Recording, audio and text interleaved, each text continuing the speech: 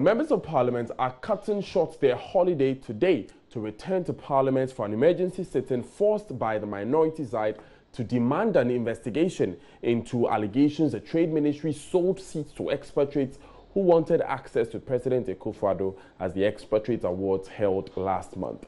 The presidency cleared the Trade Minister Alan Tremanting and his deputy Carlos Ahinkra of any wrongdoing following public outcry over the matter in December. But the minority are not having any of that and have invoked parliamentary processes to force a probe into the allegations.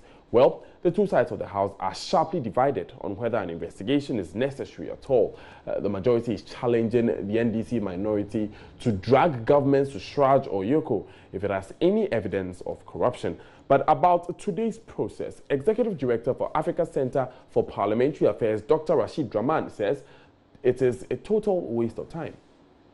Certainly, I think, in my personal opinion, that for a number of reasons, this is not quite an urgent matter because, you know, the first time we heard about this issue was when Honorable Muntaka Mubarak raised it on the floor of the House. So this issue actually came from Parliament, from the vigilance of the minority in keeping the government on its toes and so on. They had an opportunity during the dying days, even though I believe they were preoccupied with the budget and so on and wanted to pass the budget.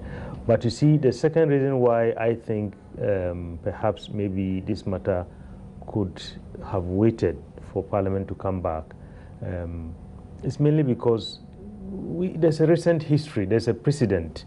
In 2016, I think around September or thereabouts, when the Ford Saga issue and so on. And in fact, those of us who watch Parliament, we really, were very curious to see, because for the first time, there was an attempt to trigger an impeachment kind of and censure. Now, that was Dr. Rashid Draman. Now, Information Minister Mustafa Hamid also says investigations by an external body is not necessary as the president has thoroughly examined the matter. Circumstances that would occasion a president to make reference to the investigative bodies. Okay, and I'm sure... yes, I've heard allegations against chief of staffs that were given to the CID. Yoko has been asked to investigate some of them. The BNI is doing some of these investigations. Absolutely. Exactly what is peculiar about this, that the president himself felt it was needful that he does the review? Because this allegation was made in respect to his person. Oh, okay. Okay, that his office, or if you want... the office of the president. Yes, or that his seat. Okay, because he went and sat as an invited guest at an occasion.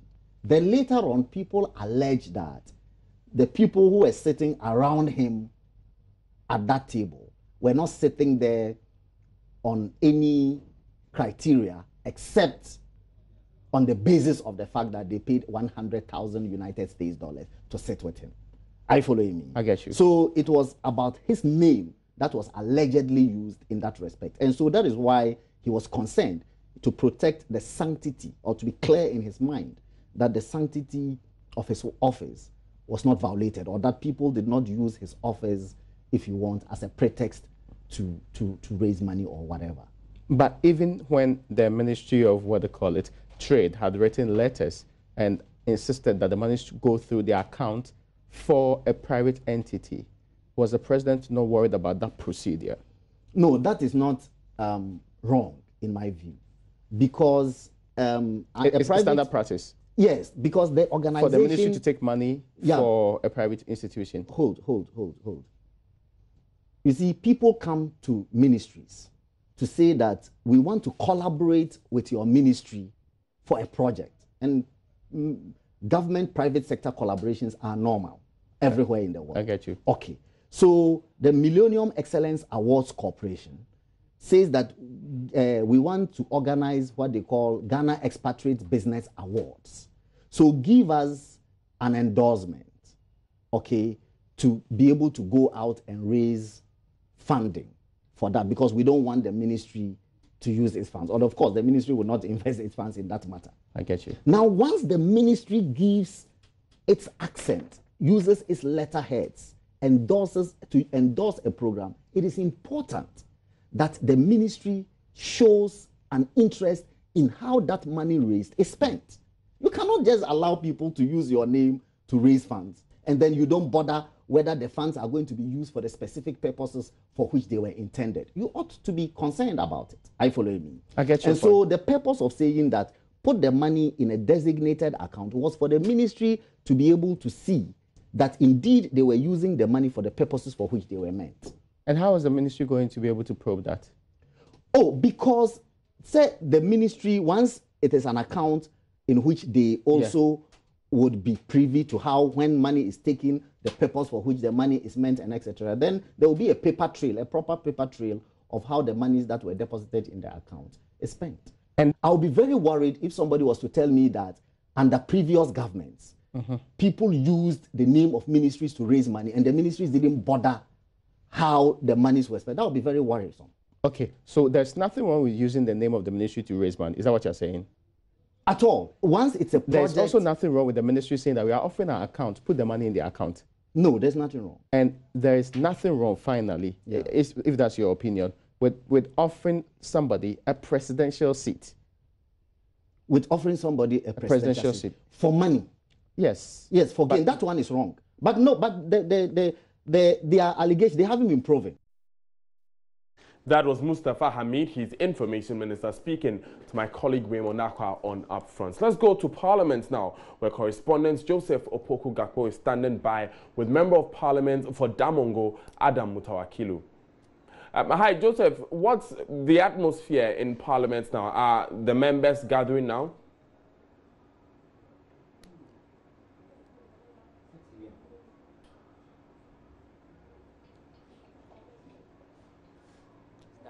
Right, Joseph, if you can hear me, what's the atmosphere in Parliament?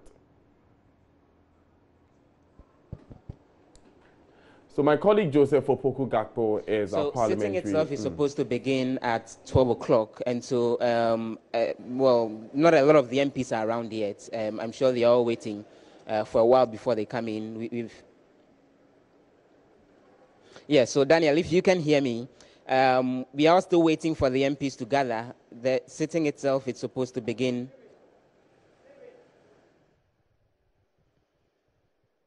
Solo, there's a problem, eh? He keeps taking me off. I think he's not hearing me.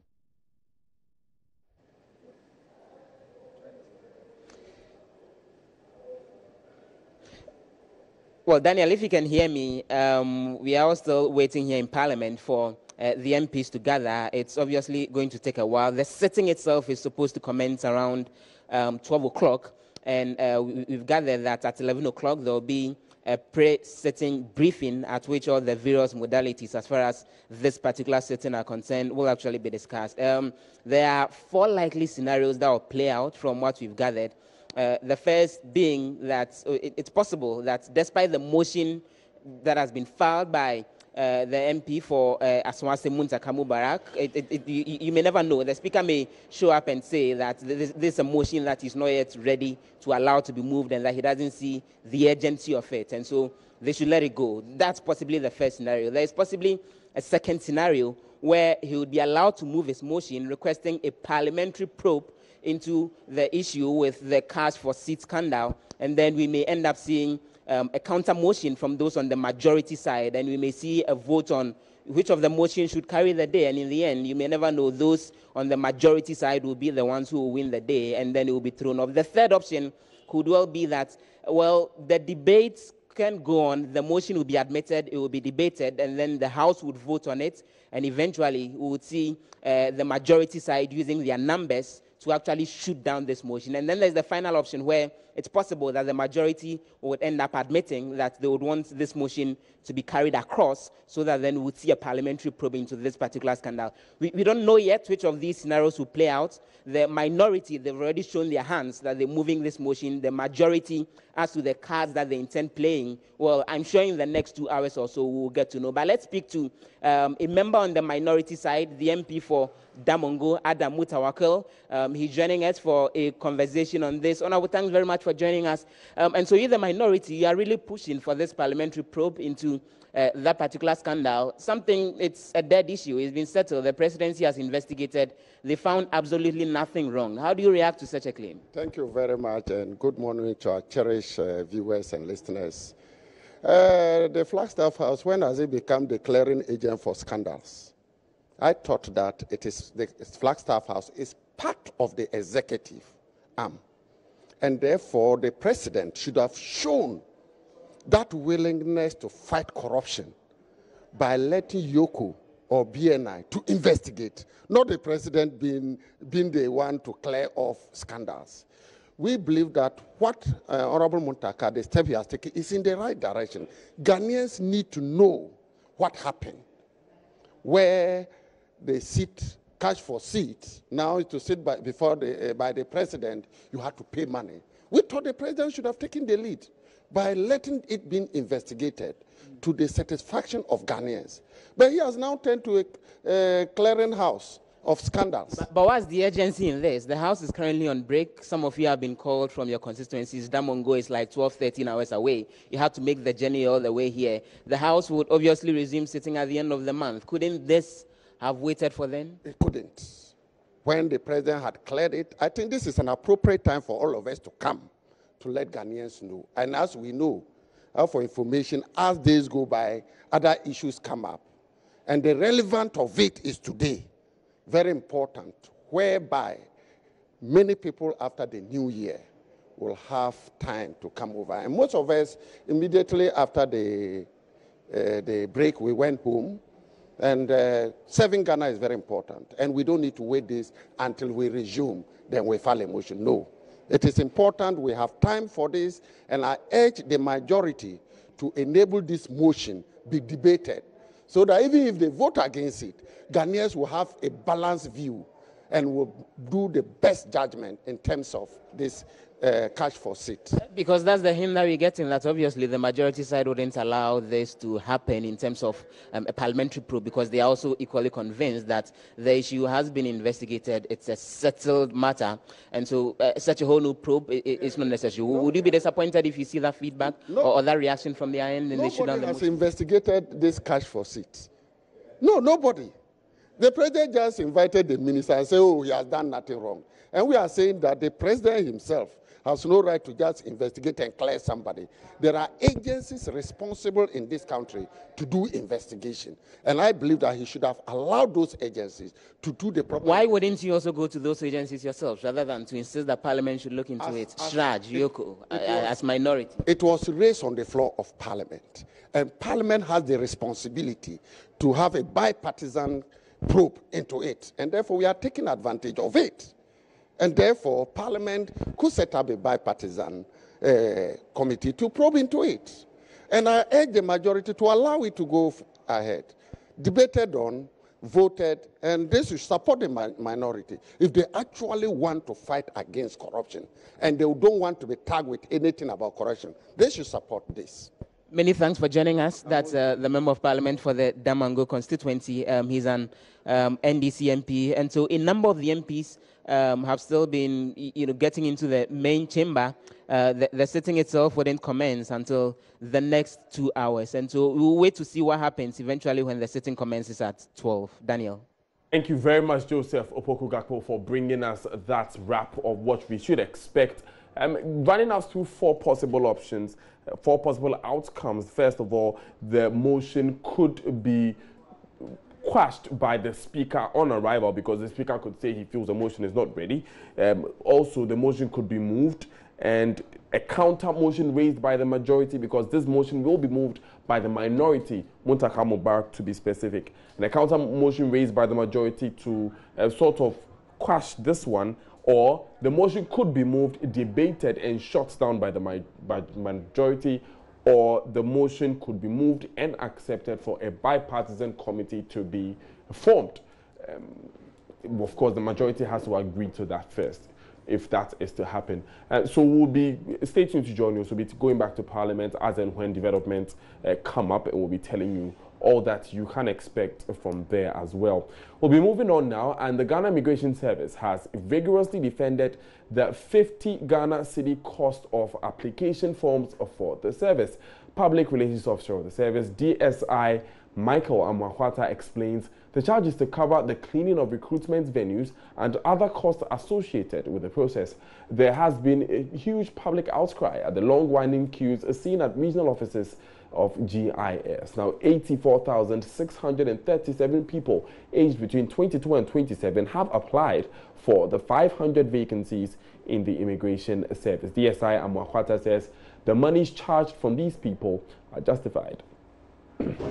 Yeah, you see, we were given approval to recruit 500 people into the service. That was somewhere in November last year. And we know we are in a democratic dispensation. We can't do this behind the screens.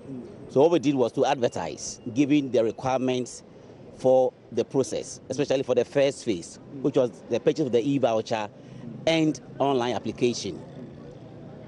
The feedback we had was that 84,000 purchased the e-voucher. 84,000 purchased the e-voucher, and not all of them applied online. Some bought it and they never applied.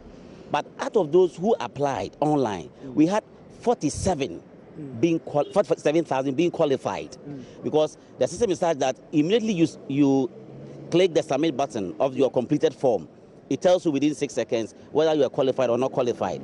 Out of that, we have 47,000. And those are the people that we sent SMS yesterday to come for the screening and today for the aptitude test. So even for that figure, I mean, there are a lot of people, I mean, some people are already doing calculations on social media. They say if you have 84,000 people purchasing forms for 50 Ghana cedis, you've made about 4.2 million Ghana cedis. And they're questioning where, those monies will be going to. You have some answers for that? Yes, I have quite some answers. You see, for each center across the 10 regions of Ghana, we are renting the venues. We are paying money to conduct the exercises. We've rented or hired ambulances across the regions. We're paying for that. And for the various venues too, we refresh the applicants, at least with some chilled water. And even Zoom Lion and other sanitary institutions to clean up the places that we are holding. And all this is about money. So it is going to it. After the second phase, when we enter into a third phase, medical screening and all that, we will also have to pay for the scripts.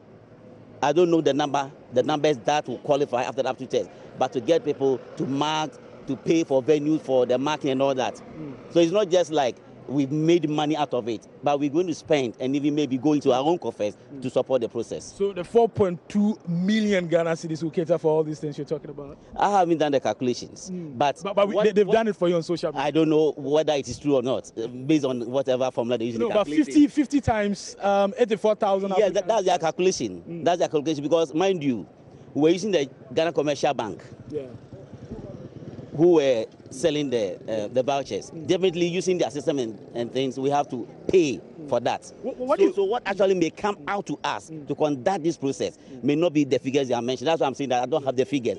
But at least what I know is whatever expenditure we are making to conduct this exercise, to make it very fair and to make it very transparent, is coming from this money. What do you make of some assertions that you are exploiting the unemployment situation in Ghana? Because if all the 84,000 people had to pay 50 Ghana cedis, and you know very well that the existing vacancies in GIS is 500, or you can only take 500 people, they say that you are exploiting the unemployment situation. You see, what do you say? What do you that will be unfortunate and an unfair discretion of the GIS. You see, let me give a scenario. Okay. Assuming the immigration service wants to purchase an 80-seater bus. The procurement law says that we should advertise and tender. The companies that will tender will buy tendering forms, maybe 10 million cedis or 1,000 Ghana cedis. They know that only one of them is going to be selected based on the figures and quotations that they give. But you find about 100. Why? Because each company believes in its competencies of getting us the 80-seater bus. And in the same way, government says recruit 500. How do we get the 500? Do we ask immigration officers to bring in their wards and their children to be recruited? That would be unfair, and the media will come out against us. What do we do to make sure that each Ghanaian, every Ghanaian who is qualified has a fair and equal opportunity to be recruited? So we advertise. Okay. We didn't put any limitation on any Ghanaian based on ethnic or religion. You are free to advertise. The only restriction was even to limit the duration of the sale of the e-vouchers. Okay. And even that, look at the numbers that we had.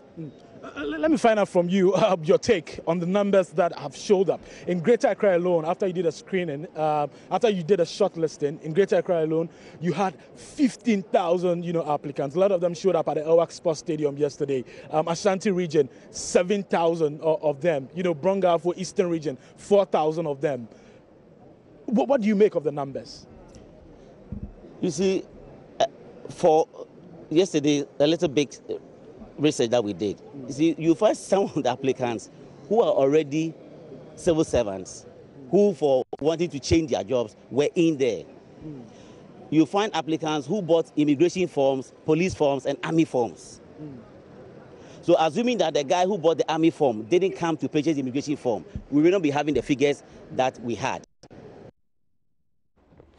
Interesting one there about the numbers going in for immigration papers.